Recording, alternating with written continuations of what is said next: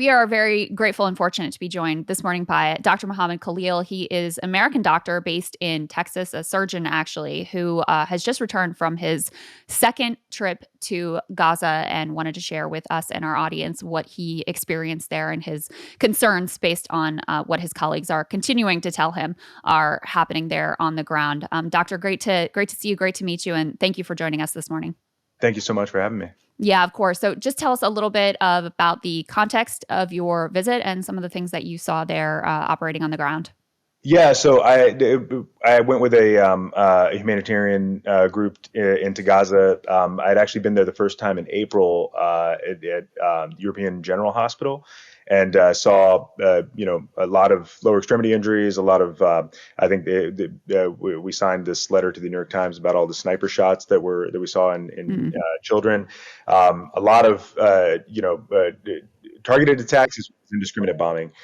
This time I went up north in November to the Ali Hospital, which, if you remember, was the first hospital that was attacked. And there was a lot of questions as to whether a hospital would be attacked by the Israeli military. And this experience was completely different. Just a lot of death and destruction. We did, quite a bit of operating orthopedic surgery. Just as a lot of stabilizing fractures, and unfortunately, in this setting there were a lot of amputations.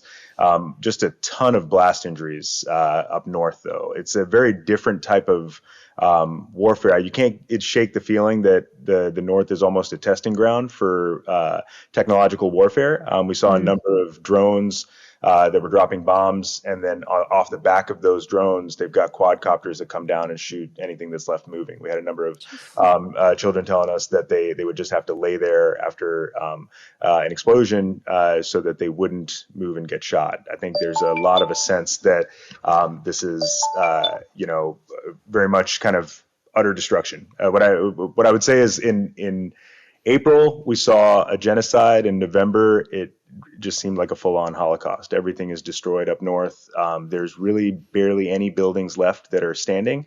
And the ones that are partially destroyed, and people are trying to live in those in a makeshift environment. What can you tell us about how you saw the ratio of civilians? Obviously, this is very hard. Civilians to combatants. You're not interrogating people when you're treating them, but in terms of like women and children that you saw, what do you make of the Israeli line that they are, this is a defensible ratio of civilians to combatants? We did not see anyone that you could clearly identify was a combatant. I assume that they're probably seeking help in other environments, because pretty much everyone that we treated was a non-combatant.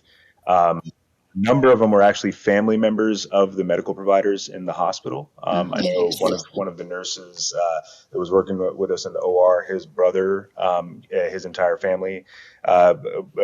Most of them were dead, but a few people survived, and we saw them in the ER. And this was in the middle of the night, and then the next morning, that nurse was back in the OR with us, just getting back to work. And it really is.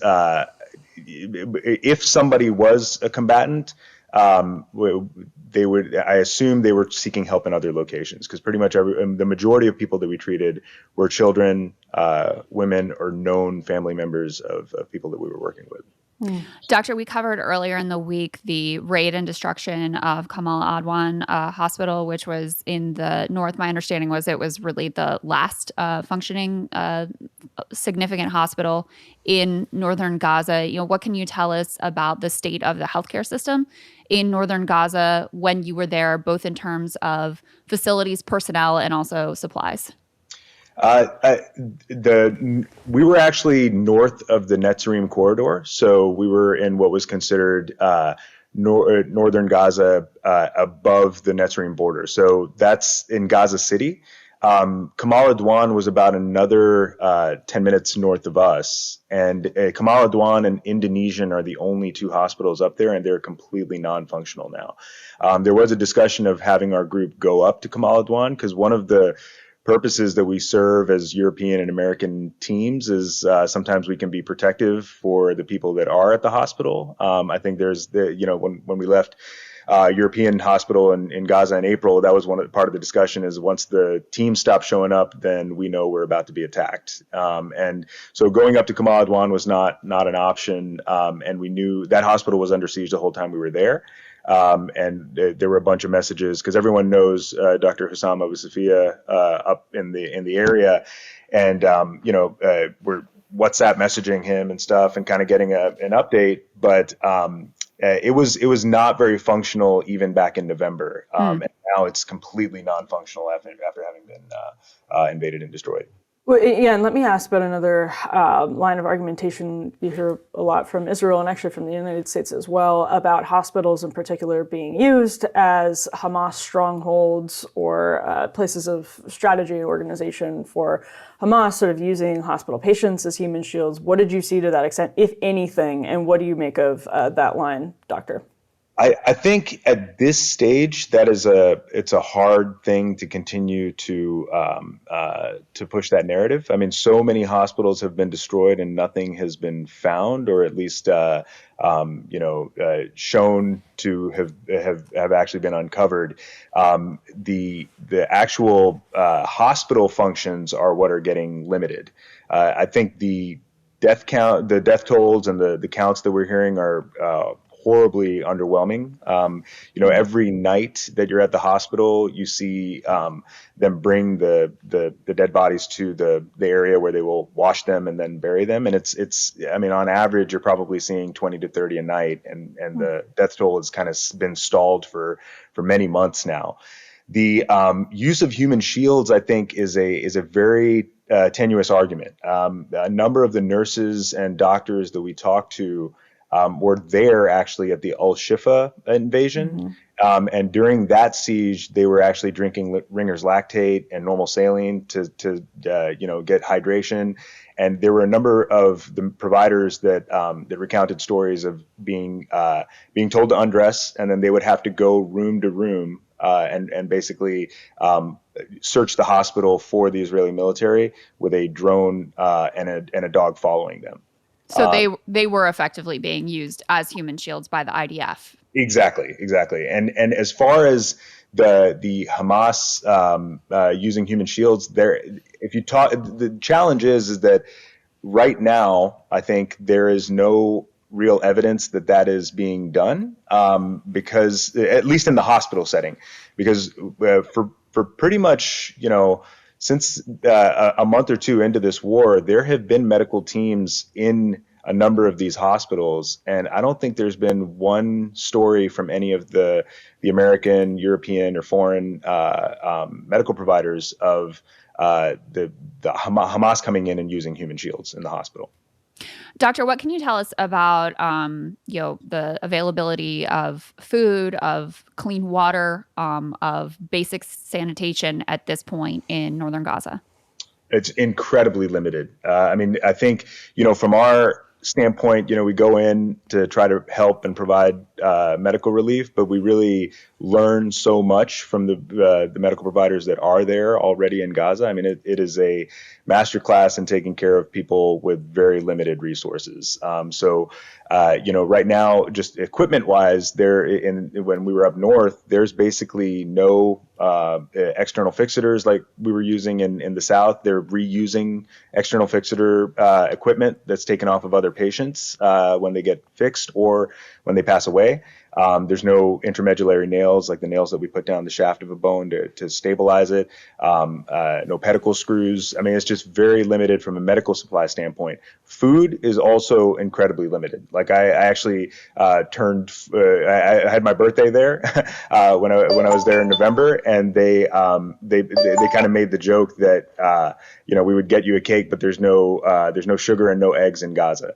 And there it's incredible what great lengths they go to try to provide you food when they have so little. So we would have pita bread, and one of the other visiting teams brought olive oil, and so we would have pita bread and olive oil in the mornings with the team. So many of the people have lost an incredible amount of weight. I actually, before I turned 40, I got on a health kick and lost a bunch of weight. And so I just shared my overweight photos from the past just to kind of, show them where I was. But every single person, we had like a kind of a humorous moment, like in between cases, where everybody was showing me their pictures when they were big and how skinny they are now. And it's just like, it was kind of an interesting way to kind of relate to the people there. But obviously my weight loss was intentional. And for a lot of these guys, it is not. And what was your experience with like seeing what aid's able to get through, what medical assistance able to get through? Obviously, you're based in Texas and you were able to get over there, but I imagine they're very short-staffed when it comes to hospital physicians, doctors, medical care. In addition to then, you probably saw a lot of malnourishment and food shortages. So what was it like, sort of watching people try to get medical aid, even just yourself, and food into Gaza? Yeah, so the first time we went in April, it was actually we went through the Rafah border and we were able to bring in, I think we had like 90 suitcases full of not just equipment, but also emergency food packs, baby formula, feminine supplies. All those things were able to get in because when you go through the Rafah border, there was a Egyptian entry and an Israeli entry, and the medical teams could go through the Egyptian entry, so we were able to bring in a bunch of stuff. This time, you're going through Kerem Shalom, and you're not really able to bring in anything other than personal supplies. So it's limited to one suitcase and one carry-on, and so we really weren't able to bring as much. You're just kind of bringing in your own stuff. We did bring a lot of. One of the suitcases is full of emergency food supplies and like protein bars and stuff like that. So brought in a surplus so that we could hand some of that out. But there is an incredible limitation in resources. I think the other thing is the limitation in money being brought in. I mean, we talk about inflation at a astronomical level. Like, I mean, a gallon of gas is about $80, or a gallon of diesel, and it's remarkable how everything is in shekels or U.S. dollars. There's no discussion of any other form of currency. The first time I went, I brought some, Egyptian currency, and they were like, "Yeah, we can't use that here." It's just everything is incredibly inflated, and it's interesting when you go north. I think it's a sad marker of how much the population has thinned. The aid that does get in, there's, if you talk to the people on the ground, there's this suspicion that the aid that is being brought in is being given to businessmen and not necessarily people on the up and up, so that they can take the aid, mark it up, and try to sell it to people. And they feel that that's being conducted through contacts in the Israeli military. If you ask the individual people on the ground, the supply is actually better in the north because the demand has gone down, and south prices have skyrocketed. So it was a very interesting thing when we went into the south. We prayed behind one of the guys that runs the morgue was leading prayer, and so after his prayer, like he put up his hands and specifically made a prayer for the people in the north, because there's it's known that there's so much death and destruction there.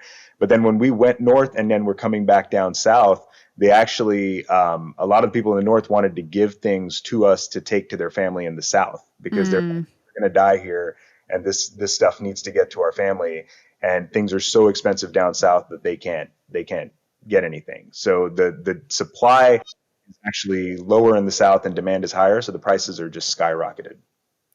Doctor, what do people what hope are they holding on to? Because, at this point, like, just for me personally, I feel like there was a huge college protest movement in terms of the U.S. context. Like, that didn't move the needle. There was some hope that perhaps Biden and Harris could be pressured in some way. That obviously didn't move the needle. Now you have an incoming administration that, has long been very hostile, basically long done what, the Israelis have wanted them to do. So what do people want us to know, and what hope are they hanging on to at this point? It depends on who you ask. So, when we were meeting with one of the guys that does run the morgue, and he gets a lot of the, bodies to prepare and then bury. He's a very upbeat guy and was joking around and very social. And one of our teammates asked him, give us a message of hope for the people out in the world. And he's like, what hope? There is no hope. We're all going to die. We just have to do our best while we're here. And it's very humbling to hear someone as upbeat as that saying something like that. But then, on the flip side, whenever the election results got announced, everyone's kind of joking in the OR and in the courtyard of the hospital. One of the nurses' daughters was killed, and so his other daughter and sons were playing by because they bury everybody in the courtyard or right outside the hospital. It's just graves as far as you can see. And this, one of the nurse's sons is a teenager, and he was just like, he's like, you're going to meet Trump. He's like, if you see Trump, tell him Gaza is not just going to free Palestine, it's going to free the whole world. I think there's this sense that even though Trump, one of the doctors was like, Trump has a son-in-law that's Lebanese. Maybe he's going to be a little more favorable. I think the general sense is that even though, Trump has been pretty derogatory in the way that he's talked about Palestinians, I think the thought is that you can't really appeal to his humanitarian side, but you might be able to at least appeal to his ego to not look subservient to Netanyahu and Israeli leadership in perpetuity. I mean, I think on the Kamala Harris and Biden's side, there just seemed to be no light at the end of the tunnel in terms of them ever standing up to what was being done in Israel, even if it violates our own laws. But with Trump, perhaps you can count on his ego eventually taking over. Dr. Khalil, thank you so much for spending some time with us. And thank you so much again for the work that you do, which to me is unimaginable, your level of personal courage and ethics and morality to go and put yourself in such a difficult and dangerous situation. So we're really grateful. Is there anything else you want to share or anywhere you want people to go to follow what's happening on the ground? Yeah, no, I think I appreciate you saying that. I mean, when there's I've never felt the feeling of survivor's guilt before, but this is something that you get you really hits home when you're leaving Gaza, and I think as much as we as much as it may take, kind of putting your fears to the side to go there, you're just humbled by how brave the people that are there actually are. Like, I mean, they literally tell you, they won't even tell you the number of family members that they've lost unless you ask them. And then they take it so well and then continue to work to help people even without pay, like in the hospital. And it's unimaginable. It's truly unimaginable. And I think anything that all I can tell people is, if the money and donations, if you can find organizations like, World Central Kitchen, Rama, keep donating. But the biggest thing is, I think, speaking up. Like, I don't know how long this can continue to happen, but at some point it's got to stop. And I think a lot of the attention on this has been diverted now after a year of this going on. It's kind of hard to keep focused on it. But I would say just, anyone who's got an interest, please just keep educating people. Doctor, thank you so much. And Happy New Year to you as well. Yeah, thank you guys. Hey, if you like that video, hit the like button or leave a comment below. It really helps get the show to more people. And if you'd like to get the full show ad-free and in your inbox every morning, you can sign up at breakingpoints.com. That's right. Get the full show, help support the future of independent media at breakingpoints.com.